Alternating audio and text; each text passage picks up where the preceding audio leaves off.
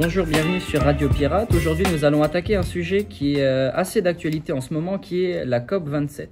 Certains peuvent donner des choses incroyables, certains, on peut les voir au moins. Par exemple, les panthères, c'est très joli. Et des fois, il faut que ça reste.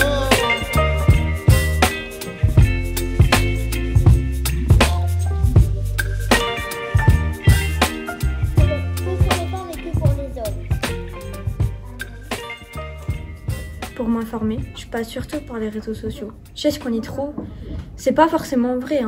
J'essaie de faire attention à ce que je lis en regardant qui écrit l'article par exemple, la source. Mais c'est vrai que j'utilise assez peu les journaux ou la radio. Quand on fait de l'éducation aux médias et à l'information, c'est pour répondre à plusieurs objectifs. D'abord, l'idée première, c'est d'intéresser les élèves au monde qui les entoure. On fait en sorte de les sortir de leur bulle pour qu'ils se sentent concernés par des enjeux plus larges. Ensuite, je crois que ce qui est important, c'est de leur faire découvrir de nouveaux médias pour eux, pour éviter qu'ils s'enferment uniquement dans les réseaux sociaux. Le but au final, c'est de créer des citoyens en devenir, qui seront prêts à devenir des acteurs dans la société qui sera la leur une fois arrivés à l'âge adulte.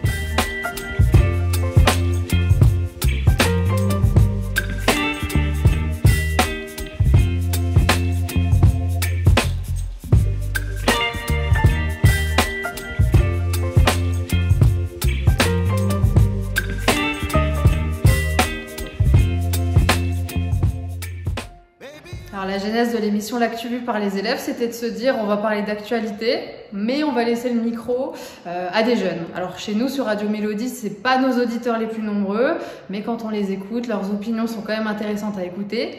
On sent qu'il y a le poids de ce qui se dit autour de la table, au sein de la famille, mais pas seulement. Il y a une indépendance d'esprit qui se joue à cet âge, d'ailleurs surtout au collège. Et puis amener la radio dans les établissements scolaires, c'est aussi un moment spécial pour eux. Ils s'emparent d'un média un peu impressionnant au départ et puis c'est souvent très amusant en plus d'être instructif.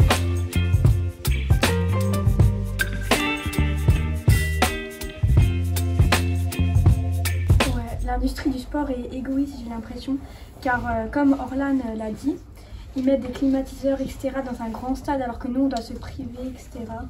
D'accord, alors on parle de boycott. Est-ce que vous savez ce que c'est un boycott? Un boycott, c'est ne pas acheter quelque chose. Par exemple, quand on parle d'un produit, on ne pas regarder une émission comme par exemple, comme on en parle, la Coupe du Monde.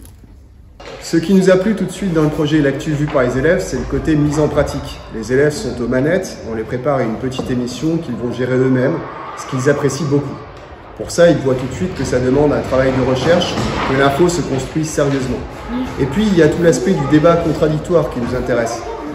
En effet, les élèves grandissent en construisant leur personnalité, en s'opposant parfois, en se positionnant. On essaye de rebondir là-dessus, on va les encourager à débattre en leur apprenant que c'est quelque chose de sain, de ne pas forcément être d'accord sur tous les sujets, et que c'est comme ça qu'on avance en confrontant ces points de vue. Bonjour Ismaël. Donc, est-ce que toi, tu comptes boycotter la Coupe du Monde? Est-ce que tu comptes regarder ou pas? Non, moi je regarderai pas le foot. Mais pourquoi? J'ai découvert chez certains élèves des aspects que je n'avais pas forcément anticipés au départ. Déjà, ils prennent ce moment avec du sérieux. Ils sont tous très enthousiastes. On ressent chez eux un besoin de s'exprimer. Et puis certains ont pris sur eux, alors que d'ordinaire, ce sont des élèves plutôt en retrait, plutôt timides. Tu dois mettre en jour comment tu t'appelles, tu es à la radio et que tu es en compagnie des chroniqueurs et qui vont se présenter. Et là, chacun son tour prend la parole et se présente. D'accord? Et après... Dans ces moments de radio, on se rend compte que les jeunes repartent avec une plus grande confiance en eux au bout d'un certain temps. C'est pas facile de s'entendre avec le casque et prendre la parole au micro, ça a un côté solennel. Et puis la radio, c'est aussi des règles, apprendre le respect de la parole de chacun. On ne peut pas faire tout et n'importe quoi. Il faut laisser la voix et apprendre à écouter et regarder l'animateur. On développe en fait des compétences qu'on ne soupçonne pas au début. Silence s'il vous plaît, c'est quand elle est...